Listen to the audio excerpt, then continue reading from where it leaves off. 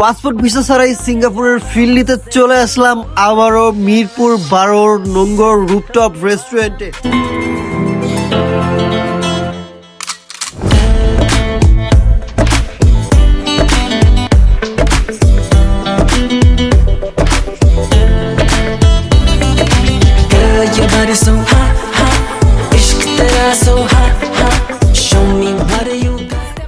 আজকে আপনাদের বলবো এই নম্বর রুফটপেরই গল্প।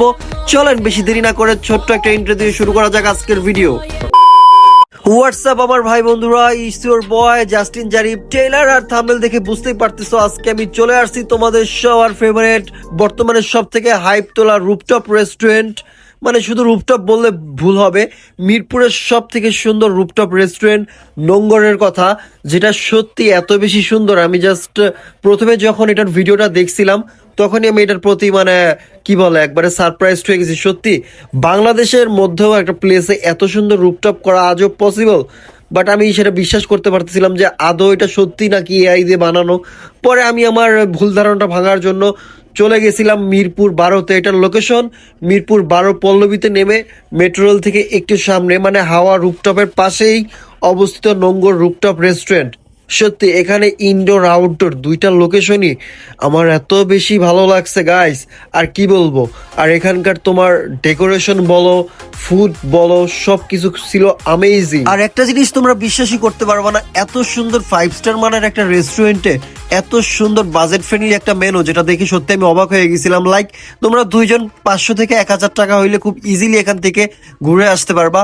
আর ওদের মেনুটার যদি কথা আমি বলি, সত্যি এটা ছিল একবারে স্টুডেন্ট বাজেট ফ্রেন্ডলি। ওদের মেনু থেকে আমি টোটাল 3টা আইটেম অর্ডার করছিলাম। লাইক একটা চিকেন ফ্রাইড রাইস অর্ডার করেছিলাম, আর একটা জিঞ্জার মাশরুম, এবং সাথে অর্ডার করছিলাম একটা টমিয়ান গ্যাংগং স্যুপ, যেটা আমার কাছে অনেক বেশি ইউনিক আর টেস্টি লাগছে। আর মাশরুম চিকেনটা যেটা অর্ডার করছিলাম ওইটা আমার কাছে মানে 50-50 লাগছে।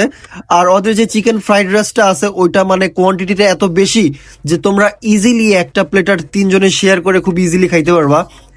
আমরা যদিও 2 জন গেছিলাম, বাট আমাদের 2 জনের পক্ষে এই ফ্রাইড চিকেনটা খাইতে, মানে চিকেন ফ্রাইড রাইসটা খাইতে একবারে শেষ করতে করতে অনেকটা কষ্ট হয়ে গেছে। মানে এত পরিমাণ ছিল, সেই অনুযায়ী আমার মনে হয়েছে যে মিটের পরিমাণটা একটু কমই ছিল। খাওয়া দাওয়া শেষ করে আমি একটু মিরর ভিডিও নিচ্ছিলাম, বেশ ভালোই লাগতেছিল সত্যি। মানে কি বলে দিনের থেকে মানে এটার ইভিনিং এর যে লুকটা আছে সেটা আমার কাছে আরো বেশি আউটস্ট্যান্ডিং লাগছে। তোমাদের কাছে কেমন লাগতেছে অবশ্যই কমেন্ট করে আমাকে জানাও।